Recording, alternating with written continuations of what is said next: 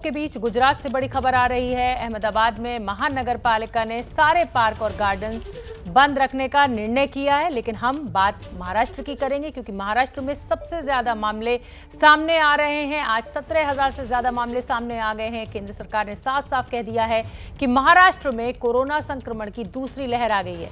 केंद्र सरकार ने इस मामले में चिट्ठी लिखकर राज्य सरकार को आगाह भी किया है। चिट्ठी में कहा गया है कि राज्य सरकार कोरोना संक्रमण को नियंत्रित करने की रणनीति पर ध्यान केंद्रित करे। केंद्र की ये चिट्ठी उसकी टीम द्वारा राज्य में कोरोना के हालात का जायजा लिए जाने और उसकी रिपोर्ट के आधार पर भेजी गई है। राज्य के ऐसे हालात के बीच ही केंद्र सरकार की टीम ने पिछले हफ्ते स्थिति का जायजा लिया था। इस टीम ने यह भी रिपोर्ट दी है कि पॉजिटिविटी रेट बहुत ज्यादा थी। मुंबई में 5.1% से लेकर औरंगाबाद में 30% तक, यानी जो सैंपल्स लिए गए औरंगाबाद में उसमें 100 में से 30 लोग जो हैं वो कोरोना पॉजिटिव आए, यानी पॉजिटिविटी रेट जो था वो बहुत ज़्यादा है। मुंबई में ये जो रेट है ये 5.1 है, यानी 100 लोगों का सैंपल लिया गया तो 5 लोग उसमें से कोरोना संक्रमित पाए गए। और इसी को लेकर केंद्र सरकार ने राज्य सरकार को इस खतरे से आगाह किया है। खुद प्रधानमंत्री नरेंद्र मोदी राज्यों के मुख्यमंत्रियों के साथ बैठक कर रहे हैं। इस समय वैक्सीनेशन में तेजी आनी चाहिए, इसको लेकर भी फीडबैक लिया जाएगा। बात की जा रही है, चर्चा चल रही है। देश के कई शहरों में लॉकडाउन और नाइट कर्फ्यू लगा दिया गया है और ये सिर्फ महाराष्ट्र की समस्या नहीं है। कई राज्यों में कोरोना के मामलों में तेजी देखने को मिली है।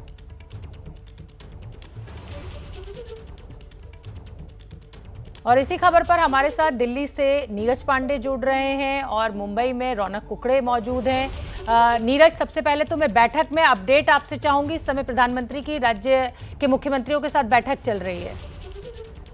नीरज तक शायद मेरी आवाज नहीं पहुंची है। रौनक कुकड़े, राज्य सरकार को आगाह कर दिया गया है केंद्र सरकार के द्वारा, क्या एक्शन अब नजर आ रहा है जमीन पर उद्धव सरकार की तरफ से?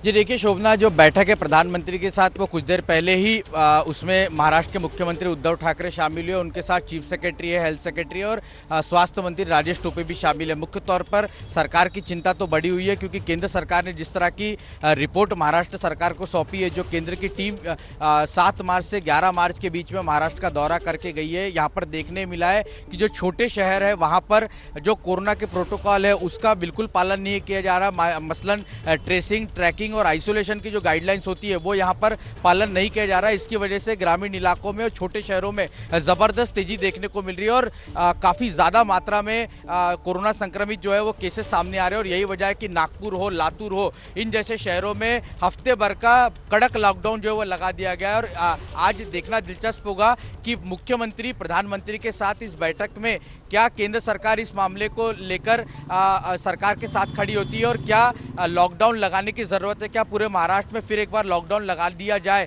केंद्र सरकार का इस पर क्या मत है, ये जानने की कोशिश जो है महाराष्ट्र सरकार इस वीडियो कॉन्फ्रेंस के जरिए करेगी। और खास तौर से आपको ये भी बता दें कि वैक्सीनेशन को लेकर महाराष्ट्र सरकार की ओर से मांग की जा रही है कि जितनी वैक्सीन की जरूरत महाराष्ट्र में उतनी वैक्सीन जो है वो नहीं दी जा रही। लेकिन इसको लेकर अब बीजेपी के नेता और केंद्र सरकार में मंत्री प्रकाश जावड़ेकर ने महाराष्ट्र सरकार को घेरा है। उन्होंने कहा है कि 54 लाख वैक्सीन जो है महाराष्ट्र को दी गई है, लेकिन केवल 23 लाख ही वैक्सीन जो है। जी जी, बड़ी खबर हम आपको बता दें, प्रधानमंत्री नरेंद्र मोदी के साथ राज्यों के मुख्यमंत्रियों की ये बैठक शुरू हो चुकी है। जिस तरीके से लगातार कोरोना की दूसरी लहर की बात की जा रही है। नीरज पांडे भी मेरे सहयोगी मेरे साथ जुड़े हुए हैं जो इस बैठक पर नजर बनाए हुए हैं। नीरज, क्या अपडेट? जी बिल्कुल, बता दूं रोमना कि प्रधानमंत्री नरेंद्र मोदी की जो बैठक थी 12:30 बजे निर्धारित थी और वो बैठक लगभग शुरू हो गई है। सब लोग बैठक में शामिल हो चुके हैं और जो सबसे बड़ा सवाल यही है कि राज्यों में कैसे जो कोविड बढ़ रहा है इस ट्रेंड को कैसे रोका जाए। देखिए महाराष्ट्र का मामला, इससे पहले राजस्थान में के मामले में सवाल खड़े किए गए थे कि राजस्थान को जो वैक्सीन की ज़रूरत है वो दी जा रही है, फिर भी वहाँ बहुत धीमी गति से वैक्सीनेशन किया जा रहा है। अब एक बार फिर प्रकाश जावड़ेकर ने, जैसा हमारे साथी सहयोगी ने भी बताया, कि एक ट्वीट किया, उसमें साफ तौर पे कहा कि 54 लाख से ज़्यादा वैक्सीन दी जा चुकी है महाराष्ट्र सरकार को, लेकिन अब तक 23 लाख इस्तेमाल किया गया है। ये भी एक बहुत बड़ा कारण माना जा रहा है कि जो कोरोना का स्ट्रेन आगे बढ़ रहा है। अब कोरोना कैसे रोका जाए, कैसे उस पर उसको थामा जाए, आज प्रधानमंत्री और मुख्यमंत्रियों की बैठक में ये बातचीत होगी, वो सारी चीज़ निकल कर सामने आएगी। लेकिन इतना तो तय है कि राज्य सरकार और केंद्र सरकार दोनों मिलकर ये चाहती हैं कि जो राज्यों में कोरोना के मामले लगातार बढ़ रहे हैं उसको किसी न किसी तरह से रोका जाए। क्या वे आउट होगा, क्या रास्ता निकाला जाएगा, आज की बैठक में बहुत सारी चीज़ें सामने आ जाएंगी। और खासकर उन राज्यों में, जिन राज्यों में कोरोना के मामले ज़्यादा आ रहे हैं, उन राज्यों के मुख्यमंत्रियों को भी बोलने का मौका दिया जाएगा कि आखिर क्या रीज़न मानते हैं वो लोग, लॉकडाउन बढ़ाया जाए, नहीं बढ़ाया जाए, लॉकडाउन फिर से शुरू किया जाए। बहुत सारे एस्पेक्ट्स हैं, लेकिन लॉकडाउन, प्रॉपर लॉकडाउन जो कहा जा रहा है कि एक पूरी तरह से लॉकडाउन कर दिया जाए स्टेट में, वो उसकी संभावना थोड़ा कम लगती है। जी शोभना। बिल्कुल नीरज, आप नजर बना के रखिए, जैसे कोई अपडेट होगा मैं फिर आपका रुख करूंगी। और हम बता दें कि महाराष्ट्र में हर दिन कोरोना के नए मामले सामने आ रहे हैं, जिन पर लगाम लगाने के लिए अब राज्य सरकार ने नियम सख्त कर दिए हैं। ये ग्राफ राज्य सरकार की नींद उड़ा चुका है। यही वजह है कि लातूर और नागपुर में लॉकडाउन की घोषणा की गई है। इतना ही नहीं, मंगलवार को जारी नई गाइडलाइन के मुताबिक राज्य के सभी दफ्तर, mall, cinema hall, hotel, restaurant 50% क्षमता के साथ ही काम करेंगे। इन जगहों पर बिना मास्क के प्रवेश की इजाजत नहीं होगी। शादी समारोह में 50 से ज्यादा लोगों को शामिल होने की अनुमति नहीं होगी। बढ़ते खतरे को देखते हुए एक बार फिर वर्क फ्रॉम होम पर जोर दिया जा रहा है। सरकार का आदेश है कि स्वास्थ्य और जरूरी सेवाओं को छोड़कर बाकी कार्यालय 50% क्षमता के साथ ही काम करेंगे। इतना ही नहीं, धार्मिक समारोहों को लेकर भी कई नियम कड़े कर दिए गए हैं। ये गाइडलाइन 31 मार्च तक के लिए लागू की गई है। कोरोना के बढ़ते मामलों को देखते हुए इस गाइडलाइन को खत्म करने या आगे बढ़ाने का फैसला लिया जा सकता है। महाराष्ट्र में कोरोना की वैक्सीन के इस्तेमाल को लेकर राजनीति तेज हो गई है। केंद्रीय मंत्री प्रकाश जावड़ेकर ने ट्वीट कर कहा है कि केंद्र की तरफ से भेजी गई 54 लाख वैक्सीन में से महाराष्ट्र सरकार ने 12 मार्च तक सिर्फ 23 लाख वैक्सीन का इस्तेमाल किया है। 56% वैक्सीन अभी भी बिना इस्तेमाल के पड़ी है।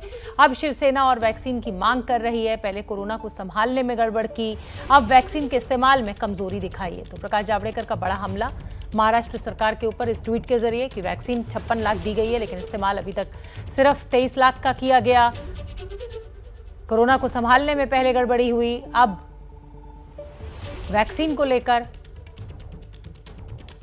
तो 56% वैक्सीन ही अभी बिना इस्तेमाल के बची हुई है। रौनक कुकड़े लगातार हमारे साथ बने हुए हैं। रौनक कुकड़े, प्रकाश जावड़ेकर ने तो आंकड़ा भी सामने रख दिया है कि 56 लाख आपको वैक्सीन दी गई, सिर्फ 23 लाख लगी है। क्या जवाब महाराष्ट्र सरकार का?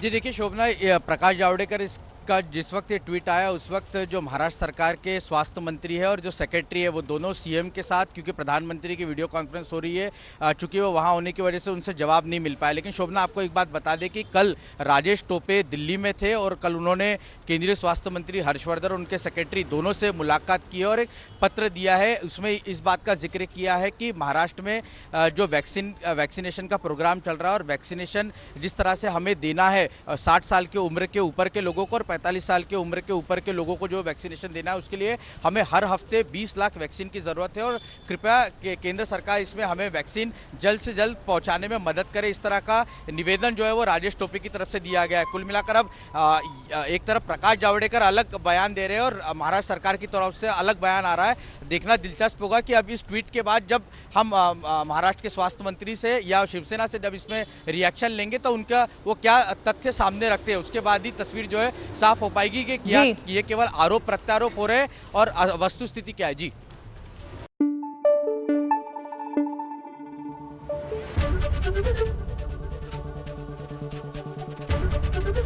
एबीपी न्यूज आपको रखे आगे।